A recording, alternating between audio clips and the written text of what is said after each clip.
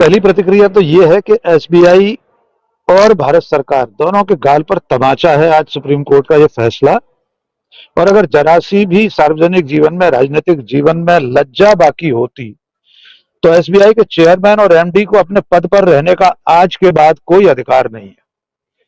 न केवल एसबीआई के चेयरमैन और एमडी बल्कि उनका संरक्षण कर रही भारत सरकार के गाल पर भी ये कानून का तमाचा है। सुप्रीम कोर्ट ने आज ये जरूर कहा है कि कार्रवाई अवमानना की करेंगे। कायदे से तो कार्रवाई आज शुरू हो जाना चाहिए थी। निर्धारित समय में 6 तारीख तक एसबीआई ने जब वे सारे आंकड़े, जानकारी पेश नहीं की चंदा देने वालों के नाम, तो अवमानना तो उसी दिन हो गई। और जब सुप्रीम कोर्ट ने आज मोहलत नहीं दी किसी भी तरह की, न 3 दिन न 3 हफ्ते, तो अपने आप कंटेम्प्ट का प्रचलन शुरू हो जाना चाहिए, नंबर 1। दूसरी बात यह है कि आज के इस फैसले के बाद अगले 20 घंटे में इस देश के सामने शायद आजाद भारत का सबसे बड़ा घोटाला सामने आने वाला है। और जिस तरह से उसे छुपाने की, पर्दादारी की कोशिशें हुई, उससे संदेह और गहरा हो गया था कि सचमुच में दाल ही पूरी काली है, जैसा कि राहुल गांधी ने अपने ट्वीट में लिखा था। जब ये सारी जानकारियां सामने आएंगी, जो कि जानकारियां सिर्फ एक क्लिक पर मिल सकती थीं, जिसके लिए एसबीआई लगातार मोहलत मांग रहा था। राजीव जी, हम और आप जानते हैं, हमारे आपके मोबाइल में जी पे है, फोन पे है। अगर आप 20 रुपए के गोलगप्पे भी खाते हैं, ओला का, उबर का कोई पेमेंट भी करते हैं, तो अगले एक क्लिक पर आप 6 महीने बाद भी उसकी पूरी बैंक स्टेटमेंट में जानकारी ले सकते हैं। 10-10 रुपए का आपका हिसाब किताब बैंक स्टेटमेंट में एक क्लिक में आ जाता है।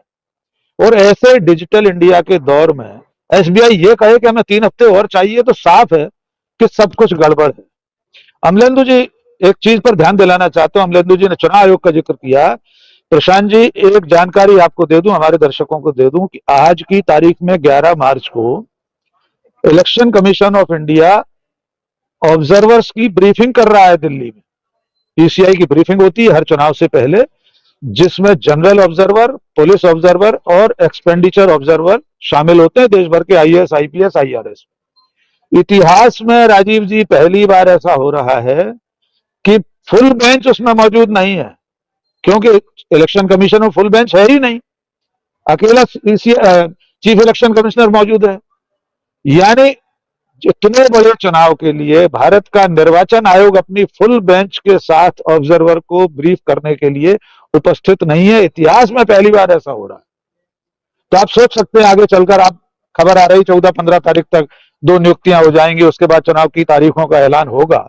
लेकिन उससे पहले कल जब ये पूरा खुलासा, ये कच्चा चिट्ठा देश के सामने आ जाएगा, तब देश को समझ में आएगा कि चुनावी पूरी प्रक्रिया को जिस तरह महंगा किया गया, जिस तरह इसके पीछे अकूत धन शामिल है, और वो अकूत धन किस किस तरीके से, किन किन लोगों से, किन किन बेजा लोगों से, शेल कंपनियों के जरिए और पता नहीं 2 नंबर का काम करने वाले लोगों के जरिए किस तरह जो आर्थिक मसला चुनाव में शामिल हुआ है पिछले 10 सालों में, उसका खुलासा कल हो जाएगा। और कल देश की आंखें फटी रह जाएंगी जब ये सारे नाम सामने आएंगे, ऐसा मुझे लगता है। जी राजीव जी, एक बार फिर से आना चाहता हूं डॉक्टर राकेश पाठक जी, कैसे देखा जाए, क्या आपको अभी भी लगता है कि एक बड़ा घोटाला है?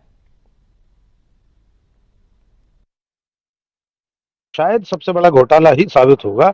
यद्यपि इतने बड़े बड़े 10 सालों में घोटाले हो चुके हैं कि उन घोटालों के बीच स्पर्धा चल रही है कि कौन सबसे बड़ा है। नोटबंदी सबसे बड़ा घोटाला है, राफेल सबसे बड़ा घोटाला है, पेगासस सबसे बड़ा घोटाला है, कई सारी ऐसी चीजें हैं। लेकिन उसमें भी ये सामने खुली आंखों से लोगों को दिखाई देगा जब ये पूरा डॉक्यूमेंट सामने आएगा। ईसीआई की वेबसाइट पर अपलोड होने के बाद पूरा देश जान सकेगा।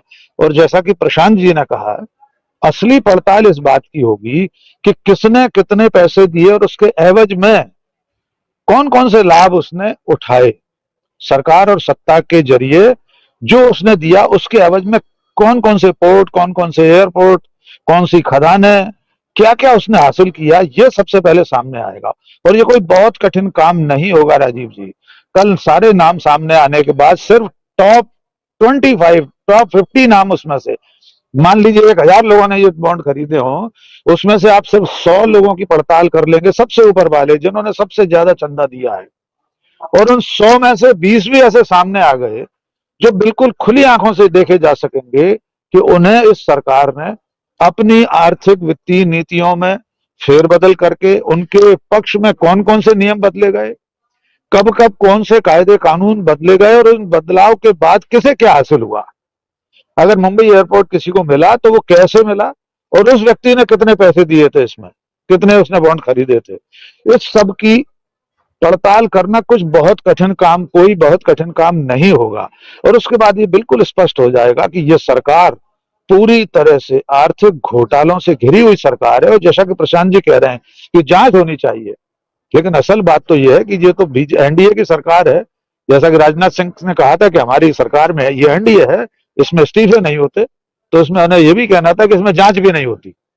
किसी चीज की जांच कराने को ये सरकार तैयार नहीं होती, जबकि एक लोकतांत्रिक राष्ट्र राज्य में, एक लोकतांत्रिक व्यवस्था में किसी भी तरह का संदेह होने पर, किसी भी तरह के आरोप लगने पर पारदर्शिता, सबसे पहली पारदर्शिता की सीढ़ी है जांच। देखना यह होगा कि इन सब चीजों के सामने आने के बाद, इसका खुलासा होने के बाद क्या कोई जांच होगी, क्या भारत सरकार इस पर श्वेत पत्र जारी करेगी। मैं तो कह रहा हूं कि विपक्ष को, कांग्रेस को, राहुल गांधी को, खड़गे को, सब लोगों को, आम नागरिकों को भी ये अपील करना चाहिए कि इस पर भी एक श्वेत पत्र जारी करे भारत सरकार। वो बताए कि किस किस से बॉन्ड लिए, किसने बॉन्ड खरीदे, किसको कितना लाभ सरकार से मिला। और खोजी पत्रकारों के सामने कल शाम 5 बजे के बाद ये एक चुनौती होगी कि इसकी पूरी गहराई तक जाकर सामने रख दें। जैसे अभी कुछ दिनों पहले रिपोर्टर्स कलेक्टिव ने ये बता दिया था कि एसबीआई तो क्वार्टरली सारी जानकारियां वित्त मंत्रालय को दे ही रहा था, फिर इतनी लंबी मोहलत क्यों मांगी जा रही थी। तो राजीव जी, अभी थोड़े दिनों के, कल के बाद बहुत बड़े बड़े खुलासे होने हैं, बहुत चौंकाने वाली जानकारियां इसमें सामने आनी है। लेकिन फिलहाल मैं ये मानता हूं कि मोदी सरकार के माथे पर सबसे बड़ा दाग है कि उसने एक सुप्रीम कोर्ट के आदेश को टालने के लिए एसबीआई के जरिए अपने मुंह पर लगे हुए दाग को छुपाने की कोशिश की और उसमें वो नाकाम रही। आज पूरे देश और दुनिया के सामने ये बात स्पष्ट हो जानी चाहिए कि इस सरकार ने पूरी निर्लज्जता से एसबीआई नाम के एक झीने से पर्दे के सामने अपने विद्रूप चेहरे को छुपाने की कोशिश की, जिसमें वो नाकाम रही है। जी राजीव जी, बिल्कुल। एक मसले को न सिर्फ निपटाना, बल्कि उन्होंने जितनी दलीलें रखी हैं वो सारी दलीलें ऐसी लगती हैं कि जानकारी और होमवर्क भरपूर है। देखिए राजीव जी, सुप्रीम कोर्ट की पूरी पीठ जब बैठी है और इतने दिनों के इंतजार के बाद कंटेम्प्ट की सीमा पार जो अवधि थी 6 तारीख को, तो आज फैसला करने से पहले वे पूरी तैयारी के साथ आए थे, आते ही हैं। अदालत में फैसला करने के दिन तो कम से कम जितनी दलील सामने वाला वादी परिवादी जो भी दलील दे सकता है उस सबका तोड़ उनके पास होता है कानूनी। लेकिन इस मामले में मुझे ऐसा लगता है कि अभी भी कुछ पेंच बाकी हैं। एक तो हरीश साल्वे साहब ने ये जो कहा कि कहीं गलत जानकारी न चली जाए, यानी गलत जानकारी देने की गुंजाइश उसमें मौजूद है। जो जानकारी सुप्रीम कोर्ट कह रहा है कि ईसीआई को देना है, उसमें कहीं ना कहीं कोई ऐसा पेंच तो है। तभी हरीश साल्वे कह रहे हैं कि हम बहुत एहतियात बरत रहे हैं, कोई गलत जानकारी ना चली जाए। तो क्या गलत जानकारी हो सकती है? मेरे एक मित्र मुझसे अभी व्हाट्सएप पर मुझे जानकारी दे रहे हैं कि इस आदेश के बावजूद ये स्पष्ट नहीं हो पाएगा किसने पैसा लिया, किसने पैसा दिया। वही पेच असली है इसमें। कल के बाद ये सामने आना जरूरी है कि वाकई में वो बॉन्ड किसने बनाए, किसके पास पैसे गए। और अब भी अगर इसमें ऐसी कोई पर्दादारी मौजूद है तो ये सारी कवायद बेमानी हो जाएगी कल भी। अगर जैसा कि प्रशांत जी कह रहे हैं XYZ, उसमें नंबर भी है बॉन्ड का, लेकिन इसके बावजूद उसको बनाने वाला कौन है, या जिसने खरीदा था, रमेश कुमार, सुरेश कुमार, हम लोग नाम ले रहे हैं, क्या उसकी आर्थिक स्थिति ऐसी थी कि वो इतने करोड़ के बॉन्ड खरीद सकता था? क्या इन सब लोगों के नाम सामने आने के बाद, चलिए इसको ही भूल जाइए कि उसको किसी कंपनी विशेष ने भेजा था, किसी समूह विशेष ने भेजा था, उस व्यक्ति विशेष ने जो बॉन्ड खरीदे, क्या कल के बाद इनकम टैक्स की जानकारी मांगने जाएगा? क्या आईटी का नोटिस उसके पास जाएगा कि भाई तुम्हारी हैसियत इतनी ठीक है, तुम 10 करोड़ के एसबीआई कलकत्ता से बॉन्ड खरीद लाए, क्या बिजनेस है तुम्हारा, क्या कारोबार है, कितने रिटर्न तुमने पिछले 3 साल में, 5 साल में भरे थे? ये सारी चीजें अभी कल सारे नाम सामने आने के बाद ईसीआई की वेबसाइट पर कल आ जाएं तो उसके बाद होगा स्पष्ट कि वाकई में सुप्रीम कोर्ट की इतनी सारी कवायद के बावजूद असली जो गड़बड़ घोटाला है वो सामने आया कि नहीं आया। ये जो गुड़ ही मटकी में फूट रहा था, तो ये मटकी कौन है, ये गुड़ कहां से आया था उस मटकी में, इसका खुलासा कैसे होगा। अभी इसमें कई पहेलियां बाकी हैं राजीव जी। अभी हमें इस अंतिम फैसले पर नहीं पहुंच जाना चाहिए कि सचमुच में एसबीआई जब ये पूरा चिट्ठा पेश कर देगा ईसीआई को और वो वेबसाइट पर आ जाएगा या सुप्रीम कोर्ट के सामने 15 तक आ जाएगा, तब भी वास्तविक चेहरों तक देश पहुंच पाएगा। तब भी सचमुच में देश ये जान पाएगा वे लोग कौन हैं, कौन सी पार्टियां हैं, कौन से लोग हैं, देने और लेने वाले, उनके बिल्कुल, सही सही नाम और चेहरे आएंगे कि नहीं। हमारे साथ जुड़ गए हैं, देखा जाए इसको, क्योंकि इलेक्टोरल बॉन्ड के बाद लोगों की एक उम्मीदें जो हैं वो बढ़ी हैं सुप्रीम कोर्ट से भी, क्योंकि कोर्ट से भी जो फैसले आते थे वो कहीं ना कहीं उस दिशा में जाते हुए दिखाई नहीं देते थे, या ये कहें कि फैसले उसी दिशा में जाने वाले थे इसलिए वो उधर चले गए, जो भी हो। लेकिन इसको कैसे देखा जाए? देखिए राजीव जी, ये बात सही है कि हमारे पूरे देश की उम्मीद की आखिरी जो किरण है वो सुप्रीम कोर्ट है। इस वक्त लोग सिर्फ उससे उम्मीद कर रहे हैं, यद्यपि वो एक व्यक्ति विशेष के कारण भी है जो इस वक्त सीजेआई हैं, लेकिन मैं पहले भी आपके पटल पर, हमारे पटल पर कह चुका हूं कि एक व्यक्ति पर आशान्वित नहीं रहना चाहिए, तंत्र को, व्यवस्था को अपना काम करना चाहिए। कल चंद्रचूड़ न रहे, कल कोई और आ जाए, तब भी न्याय होना चाहिए। जहां तक सवाल इस याचिका का है जो किसी कांग्रेस कार्यकर्ता ने लगाई है, मुझे नहीं लगता कि अब वो कहीं स्टैंड करेगी। कारण यह है कि भारत सरकार सुप्रीम कोर्ट के उस फैसले को पलट चुकी है। निर्वाचन आयुक्त की नियुक्ति की पूरी प्रक्रिया लोकसभा के जरिए, अध्यादेश के जरिए वो पारित करा चुकी है कि भाई अब तो उसमें प्रधानमंत्री होगा। सीजेआई की उसमें मौजूदगी को ही खारिज कर चुकी है।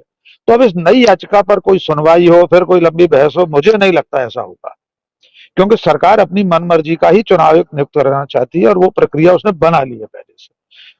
जहां तक अदालतों का प्रश्न है, अभी आलोक शर्मा जी कह रहे थे लोअर जुडिशरी की बात कर रहे थे, लोअर तो छोड़ दीजिए, हाईकोर्ट जजेस, हाईकोर्ट की क्या स्थिति, हाईकोर्ट जजेस की क्या स्थिति है, ये जानना हो तो पश्चिम बंगाल उच्च न्यायालय के न्यायाधीश के उस इंटरव्यू पर नजर डाल लें जिसमें वो गॉडसे और गांधी में फर्क करने वाले प्रश्न का उत्तर नहीं दे रहे हैं। शर्म आती है ऐसे व्यक्ति पर जिसको गॉडसे और गांधी का फर्क नहीं मालूम और वो कहता है कि मैं इसका उत्तर अभी नहीं दे पाऊंगा, मुझे सोचना पड़ेगा।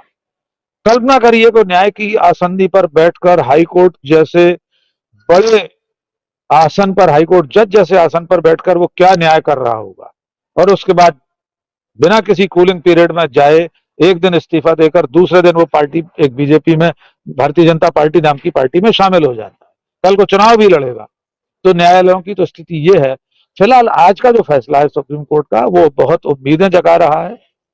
मुझे लगता है कल के बाद थोड़ा और हमें सोचना पड़ेगा, कल हमें फिर से विमर्श करना पड़ेगा कि क्या सचमुच में एसबीआई ने जो कुछ सौंपा है वो सही सही है, उसमें सारी जानकारियां सही हैं, लेने और देने वालों के नाम सही हैं, उस कोडिंग की आड़ में या गलत जानकारी न चली जाए जो हरीश साल्वे कह रहे हैं उसकी आड़ में जानकारियां छुपा तो नहीं ली गई, तो फिर यह न्याय एक रुका हुआ फैसला बनकर रह जाएगा, एक आधा अधूरा न्याय बनकर रह जाएगा।